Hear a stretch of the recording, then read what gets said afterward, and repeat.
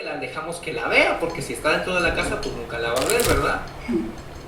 Y bueno, y el cosmos ni se diga. Entonces, mis hermanos, aquí ya obviamente es una reflexión que propongo yo a ustedes, a que lo consideremos. Indudablemente, una vez Jesucristo dijo, les he hablado cosas terrenales y no me creen. ¿Cómo creen que les voy a hablar las cosas celestiales? ¿Sí saben dónde está? A ver quién lo encuentra primero.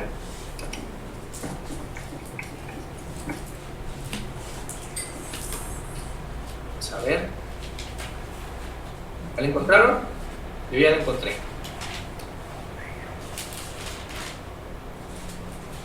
Vamos a leer Juan 3, del 12 al 14. Juan 3, del 12 al 14. Vamos a pedirle a nuestra hermana Gloria que nos lo lea. Juan 3, del 12 al 14.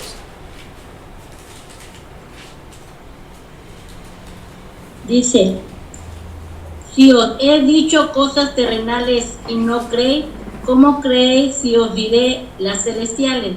Nadie subió al cielo, sino el que descendió del cielo, el Hijo del Hombre que está en el cielo. Y como Moisés levantó a la serpiente en el desierto, así es necesario que el Hijo del Hombre sea levantado. Gracias, muy bien.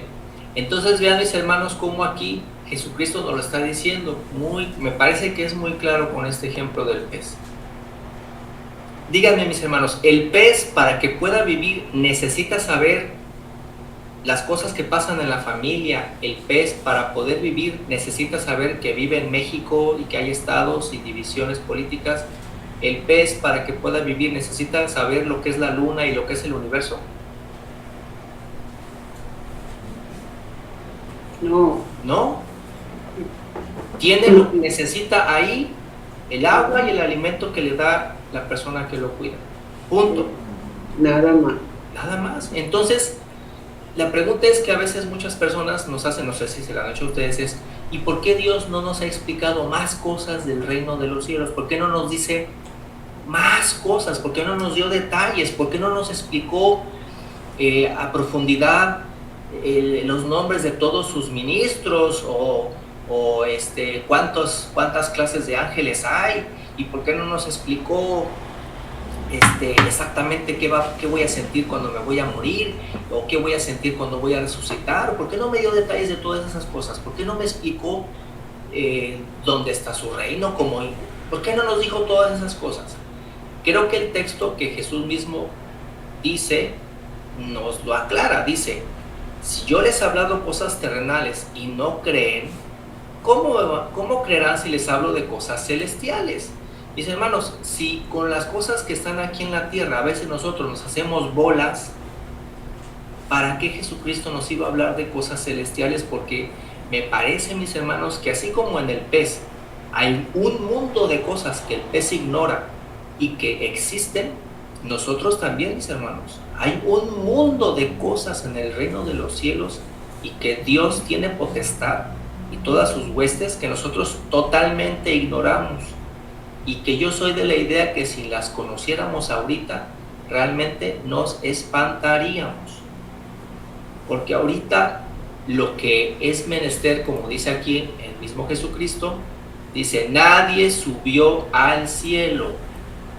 Fíjense cómo él dice, Jesucristo, nadie subió al cielo sino el que descendió del cielo, que es el Hijo del Hombre, o sea, él mismo. Entonces, si tú quieres saber lo importante ahorita que es importante para ti, así como el pez, ¿qué debe de saber el pez para poder vivir bien en la pecera? Pues en teoría yo diría, tiene que saber que no debe saltar de la pecera. Si es que pudiese el pez entender que si se salta de la pecera se muere. Eso es todo, eso es lo más importante que el pez tiene que considerar. Si saltas de la pecera te mueres. Entonces, aquí Jesucristo nos está diciendo muy claro, si tú quieres y estás interesado, lo que tienes que hacer es ver al Hijo del Hombre. Dice, así como Moisés levantó la serpiente en el desierto, así también es necesario que el Hijo del Hombre sea levantado. O sea, ¿quieres conocer todos los misterios de Dios? ¿A quién debes de poner la atención? A Jesucristo. Eso es lo que Él nos está diciendo ahorita. Ahorita, en este momento, no te pongas a investigar que si los ángeles, que si sus nombres, que si las potestades, porque mire que lo hay, hay, si tú les cargas, hay un montón de libros y publicaciones que te van a decir un montón de cosas de que aquí, mira, aquí te explicamos cuántos tipos de ángeles hay, aquí te explicamos los ritos para que invoques a este ángel o a este otro ángel, o aquí o allá o por allá. No, de que hay infinidad de cosas, pero Jesucristo aquí en esta expresión nos ha dicho, no, ¿quieres conocer a los misterios de Dios? Ponle atención a Jesús, ponle atención a lo que Él dice, a lo que Él nos está enseñando. Y eso es lo que ahorita necesitamos, lo que ahorita nos es necesario, ¿no? Entonces, esa es la parte. Fíjense, ahora también hablé de esta parte. Vamos a agregarle este otro elemento. Nosotros vemos que en el Nuevo Testamento, sobre todo, bueno, sí, en diferentes partes, bueno, más que nada sí en el Nuevo Testamento, porque viene de la palabra griega. Y recuerden que el Nuevo Testamento en parte está escrito en griego. Entonces, la palabra diablo viene del griego diabolos, que significa calumniador, o como tirar y arrojar, ¿no? Entonces dice ahí que es como si la expresión significara el que tira mentiras, o tirar unas personas contra otra, ¿no? Causar discordia. Eso no lo dejemos por alto porque nos va a servir más adelante. Entonces, veamos entonces qué dice en 2 de Timoteo 3, del 16 al 17. ¿Sí? 2 de Timoteo 3, del 16 al 17. A ver, Ruth, ¿quieres leer? 2 de Timoteo 3, del 16 al 17. Ruth.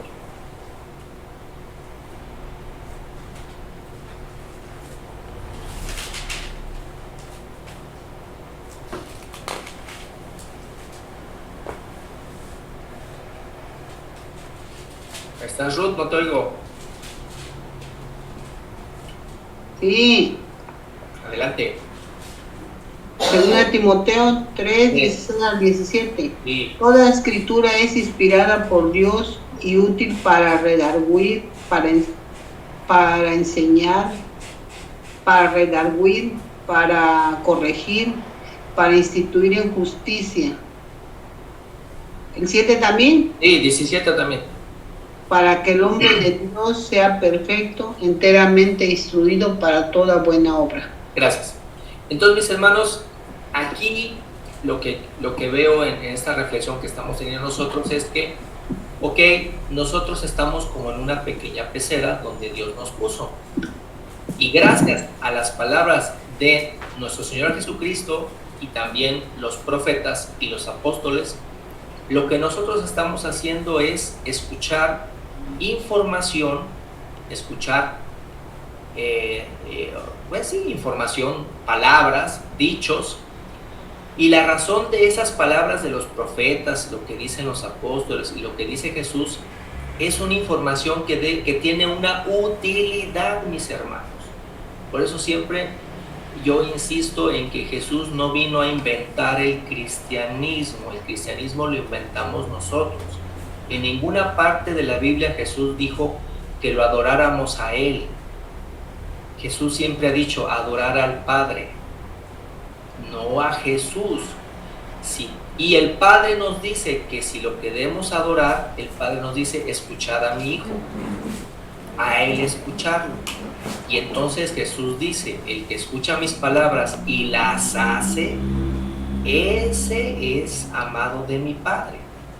Entonces nos damos cuenta que ni Dios ni Jesucristo vinieron a imponernos una religión, sino que nos han dado sabiduría. Porque dice ahí, la Escritura, es decir, lo que la Escritura dice, porque Jesús lo dijo de manera oral, lo dijeron los apóstoles, los profetas, pero alguien lo escribió. Está ahí no para que la persona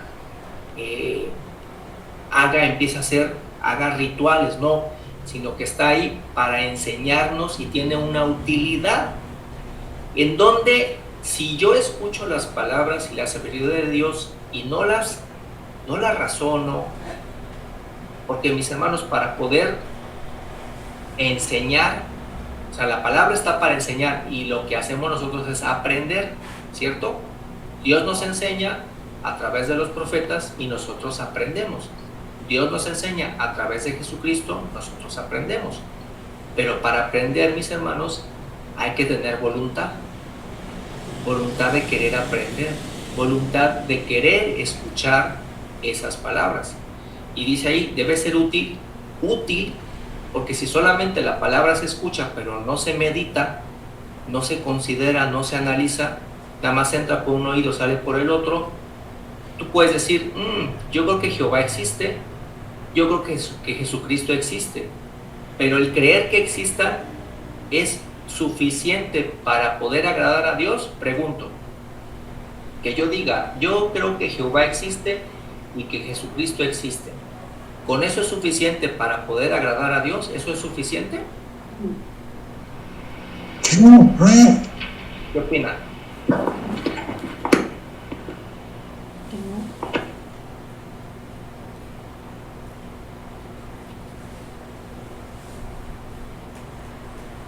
No, no es suficiente. Alejandra. Hay que, sí. Te escucho. Pues está bien saber que existen, pero pues hay que tratar en lo más posible de obedecer y de llevar a la práctica lo que dicen las escrituras y las doctrinas que Jesús vino a enseñarnos. Si no, no tiene caso. Es como tener un buen libro de alguna materia escolar y pues nada más por tenerlo ahí no vamos a aprender. Hay que leerlo y tratar de llevarlo a la práctica, si no, pues no hay ningún beneficio pues para nosotros. Claro que sí, Alejandra, gracias. Y acordarás, Alejandra, que algún momento alguien dijo, ¿tú crees que Dios existe? ¿Tú crees que Dios es uno? Bien haces, pero los demonios también lo creen. Pero son demonios. Porque sabemos que el término demonio se hace referencia a un ser que llamaríamos ángel y que les llamamos nosotros ángel rebelde. ¿Rebelde a qué, mis hermanos? ¿A qué se hizo rebelde?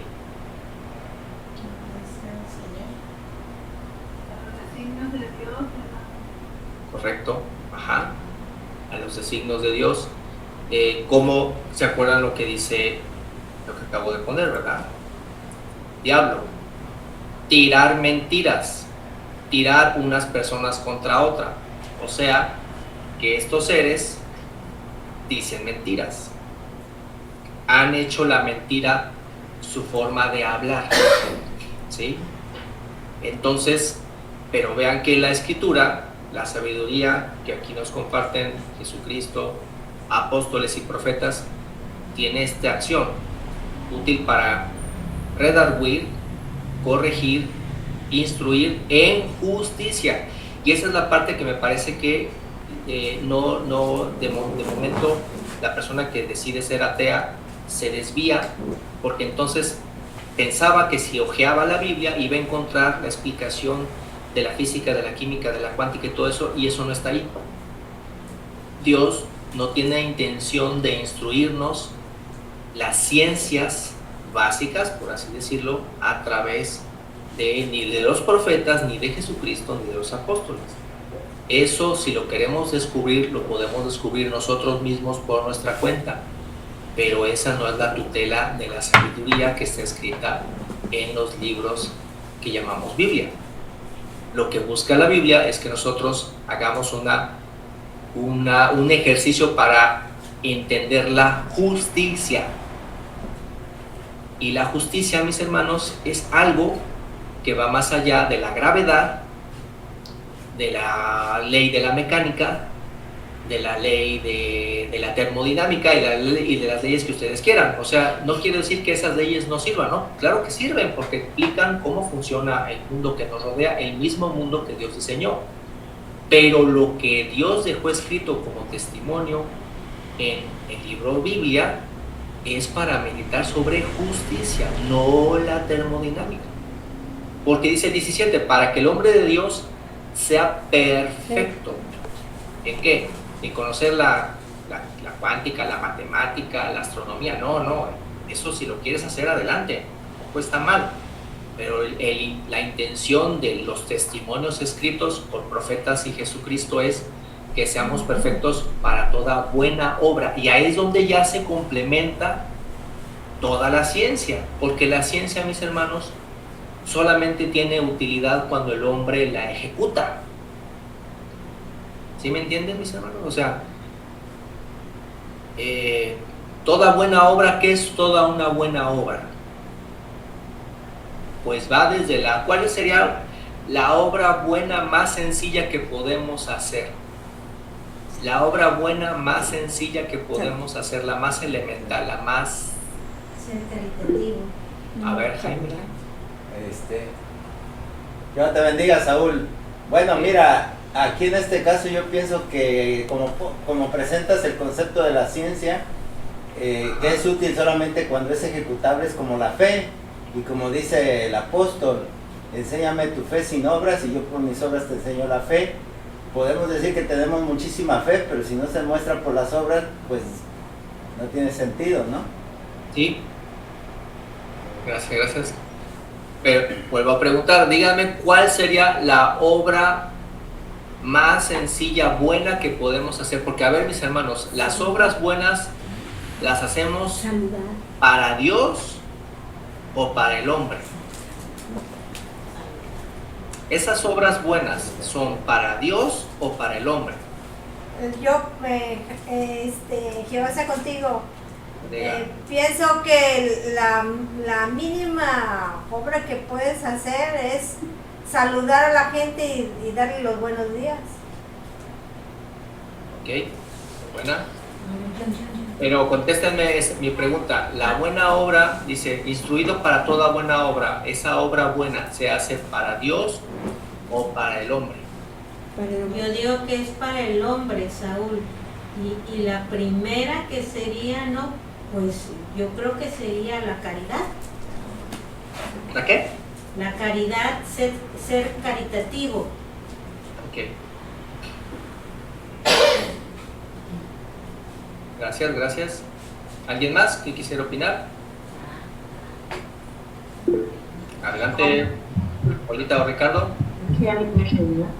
Cumplir lo que pidió el Señor, amarás al Señor tu Dios con todo tu corazón y a tu prójimo como a ti mismo. Podía ser esa una de las razones pues más fáciles y sencillas, aunque cuestan más trabajo, ¿verdad, hermano? Claro, sí, correcto, David. Adelante, sí, muy bien dicho. Adelante, Polita o Ricardo. Visitar a los enfermos también. Sí. Sí, mira, de hecho pienso yo que es amor al prójimo.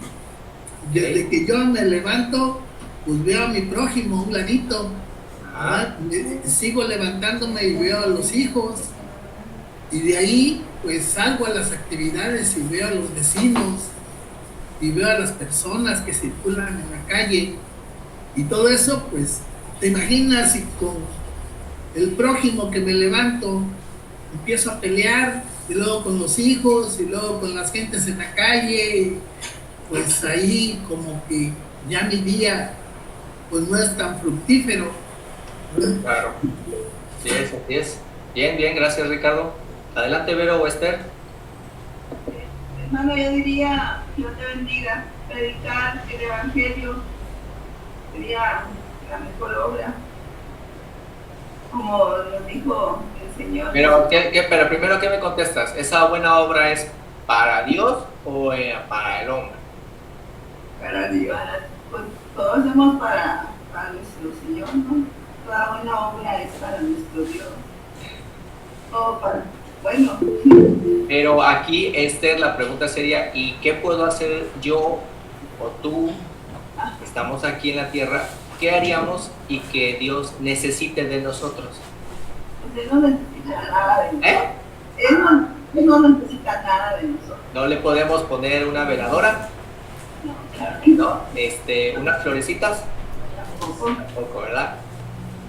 Si le cantamos, pues igual él nos escucha, ¿verdad? Pero que necesite mi cántico, no, ¿verdad?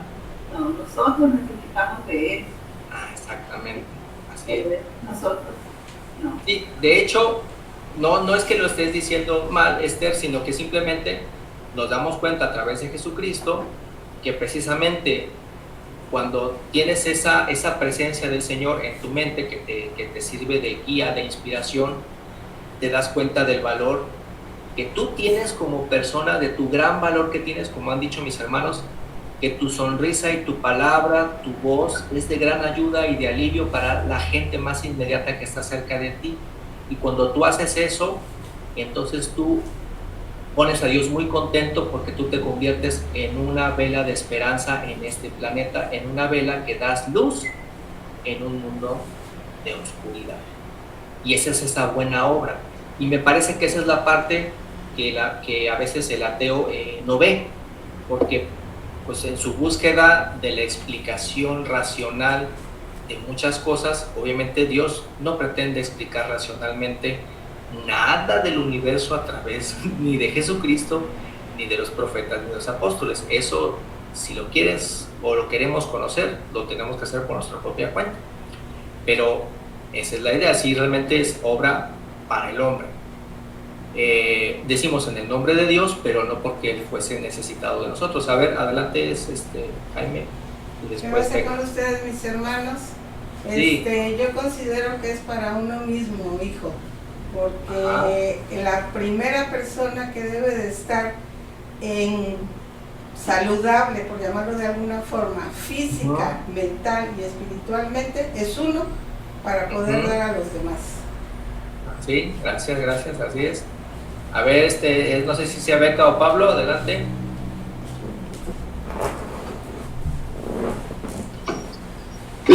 Mira, Saúl, yo pienso que preguntas que cuál es la obra más inmediata y más sencilla que el hombre puede hacer.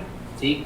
De inmediato cuando yo me levanto y salgo a la calle, por ahí encuentro a un vecino, a cualquier persona, ¿no? Vecino o no vecino.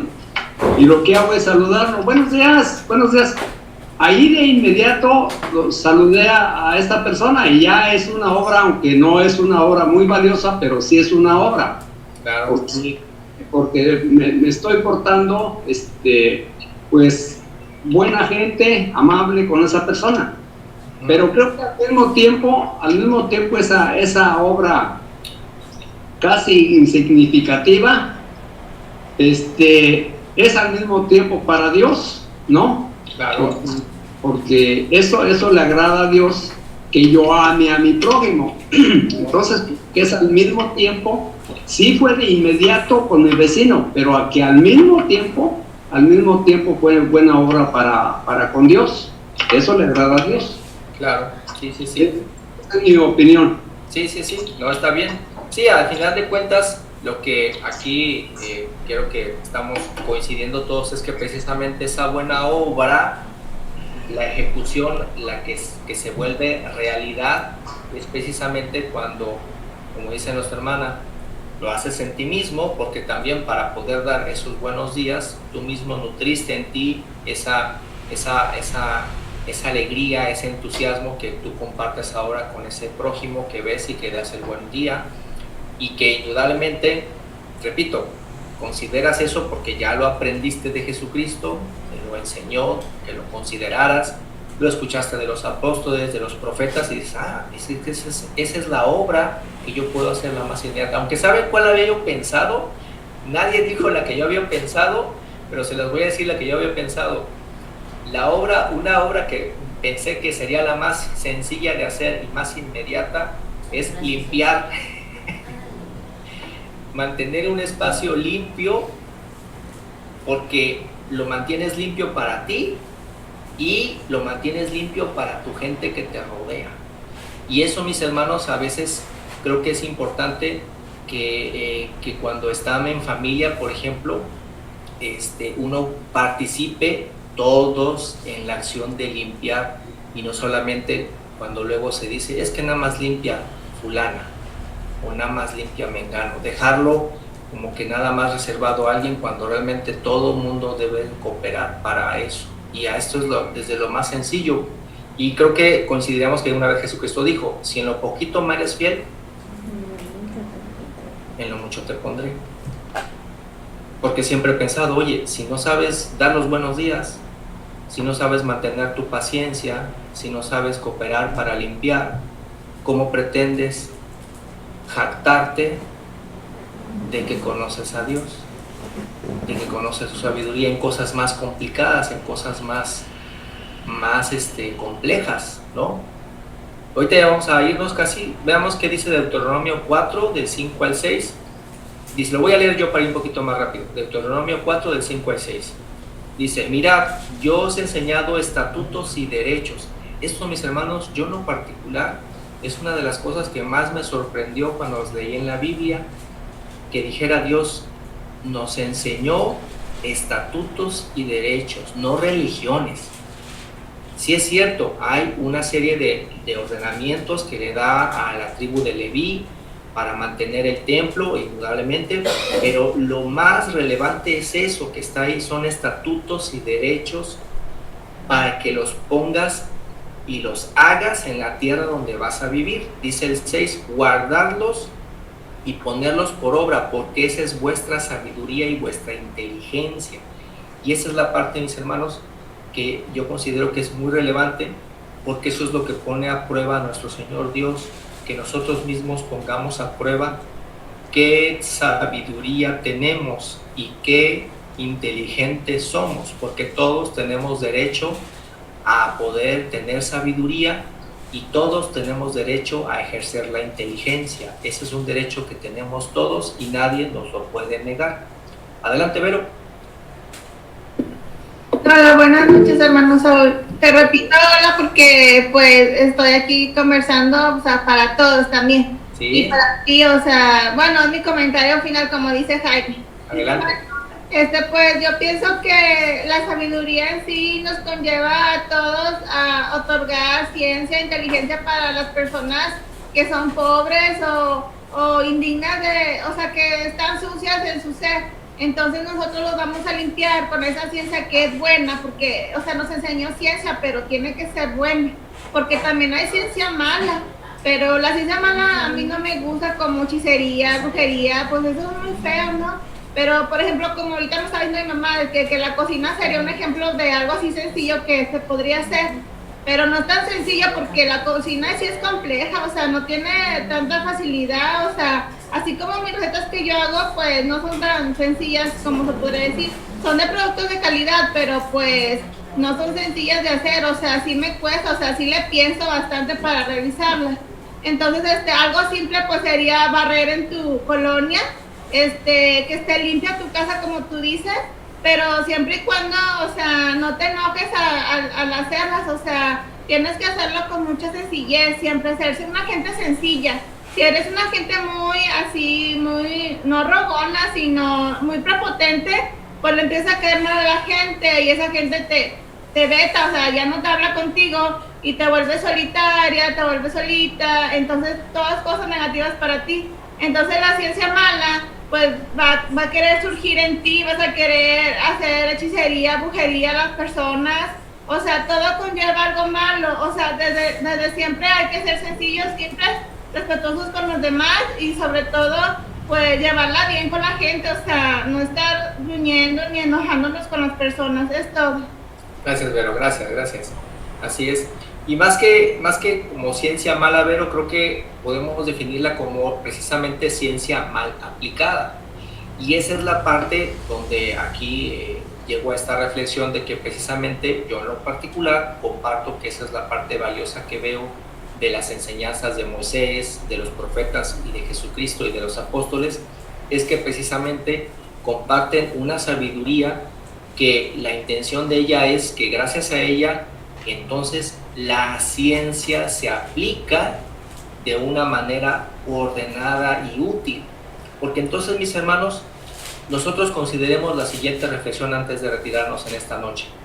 ¿Cómo es posible, mis hermanos, que teniendo supuestamente que nosotros nos autollamamos, estoy hablando en general, del género humano, que tenemos, diríamos que todos, tanta sabiduría y tanta inteligencia, y como mencionó en algún momento nuestra hermana Vero, ¿cómo es posible que haya personas con escasos recursos?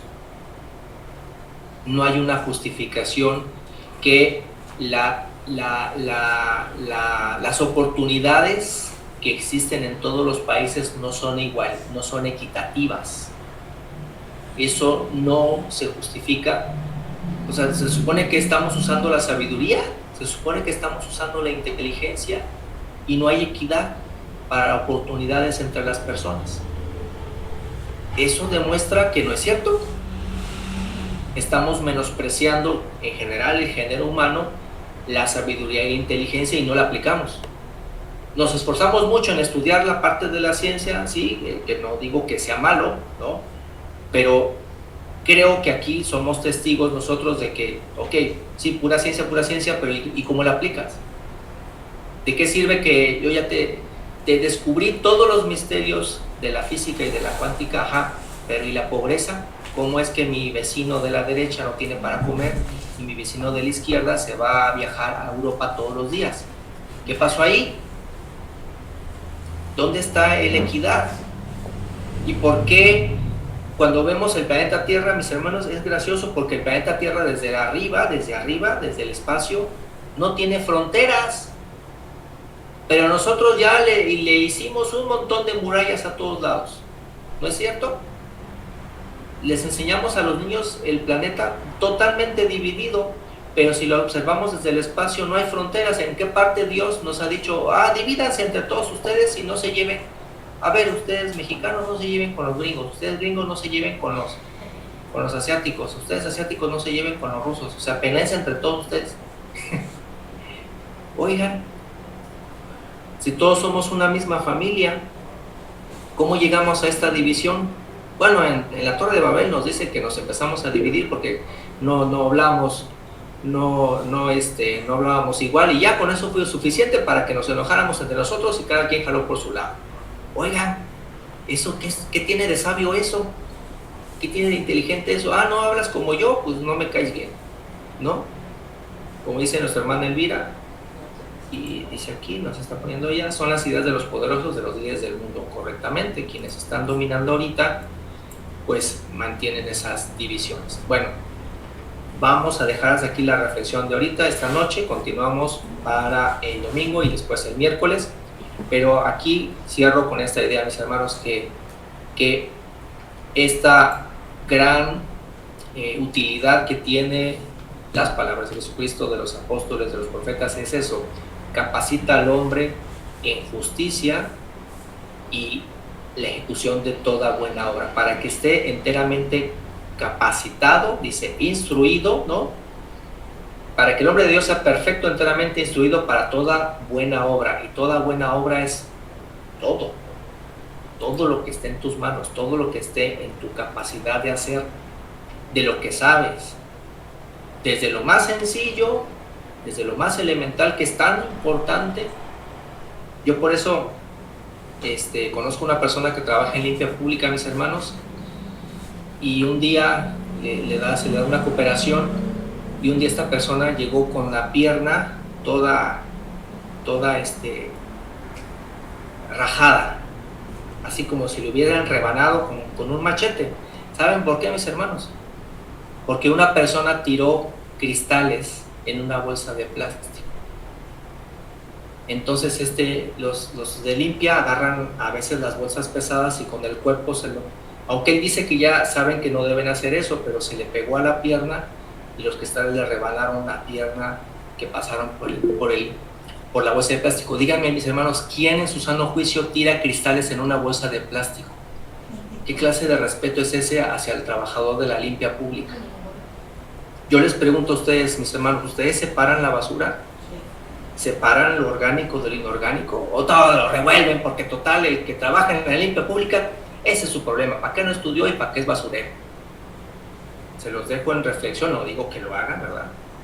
Pero creo que el respeto de todos los trabajos que hay en la sociedad, creo que ese es uno de los más elementales y tan importante. Si no, el día que dejen de pasar a la limpia pública, vamos a ver qué hacemos con esta basura en nuestras casas.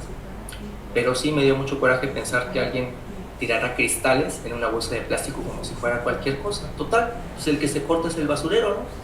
qué poco respeto hacia un individuo que trabaja en algo tan importante. Adelante, Ricardo y Popola. Eso siempre lo he pensado, fíjate, Saúl, porque una vez me ocurrió con una chica que trabajaba conmigo. Yo acostumbro al vidrio ponerlo en papel periódico y después en una caja. Y le dije que lo hiciera, le digo, lo pones en papel y luego en la cajita. Pero ella se le hizo fácil tirarlo. Y pues yo creí que lo había hecho como yo le dije. Ahora me cerció. Y se cortó ella misma. Se reunió medio, una chica que por cierto trabajaba, venía del Cedralito. Ay, me dio mucha pena eso que le estaba pasando. Angelita me llama. Pero ¿por qué no hiciste lo que te dije? De todas maneras, era mi responsabilidad atenderla y fue en mi casa. Pero pudo haber sido más lo que le pudo haber pasado.